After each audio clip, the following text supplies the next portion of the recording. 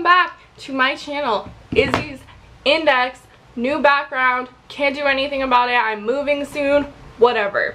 So, April was a busy month. I had my 2 biggest papers due, but I did manage to read 4 books, so that's pretty exciting. Again, I don't have physical copies of the book. I read them all on my Kindle, which is something I do a lot. Over the summer, I will be reading more physical copies, but I really do love my Kindle. I live off of it. So it's 90 degrees and I have no AC. I'm dying.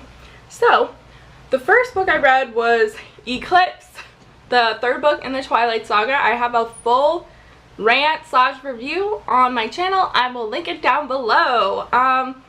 It's my favorite book in the series. I'm reading Breaking Dawn now. I don't have a lot else to say about Eclipse because it's all in that video and it's a funny video, I guess. I don't know. I have a lot to say in that video. It's like 20 minutes long. Go watch it. I read 2 books on the English language for one of my classes this April. First book I read for that class was Talking Back, Talking Black, which is by John McWhorter, and it is a book on what McWhorter refers to as Black English in America, and it's really interesting. And just kind of, I learned a lot of terms for it, and his argument is that Black English, or African American vernacular English, its own language. That's his argument.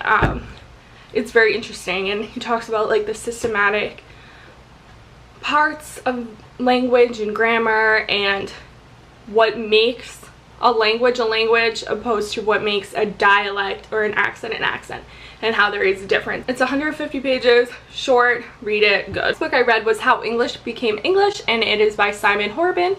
That book is basically about the beginnings of the English language to where we are now, and what's important and what's not important. And the next book I read was another book on linguistics, and it's called How English Became English, and it's by Simon Horben.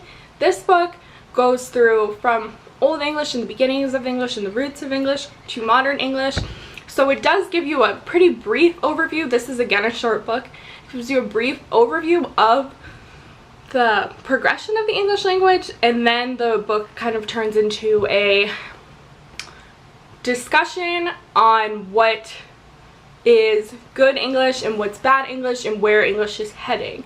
So I think it's a short book, and it's a good like start to get you thinking about that kind of thing, because I would have never picked up a book like that, and I'm glad I did, because, well, I'm glad I had to read it for class because it's very interesting and kind of eye-opening on some of the problems that we have in the English language, like what should be taught in school and what shouldn't be taught in school. And it's just very interesting. Both of those books are interesting, and if you have any interest in linguistics, I recommend them. They're short, and for me, that's how the only way I can read books like that, so check them out.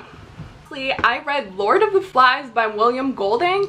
I never read Lord of the Flies in high school. I believe a lot of people read it freshman year or sophomore year. We read different books.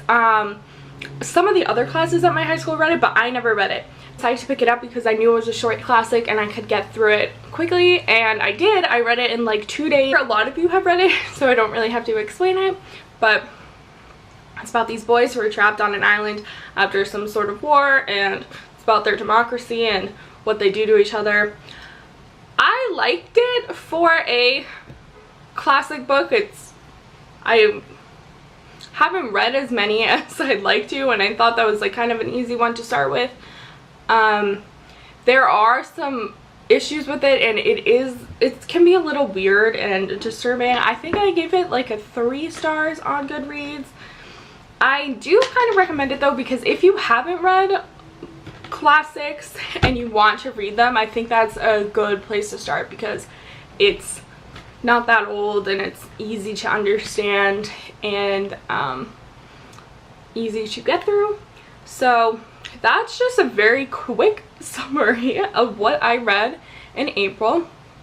I'm now going to turn this off and film May TBR right now, so like and subscribe and leave a comment. I know this is quick and kind of all over the place, and it's really hot. I'm like sweating. I'm trying to film this fast because I don't have AC in my room, but yeah, so leave a comment, like, subscribe, do your thing. see you in my other videos. Watch my eclipse video. I go into more depth. Yeah, bye.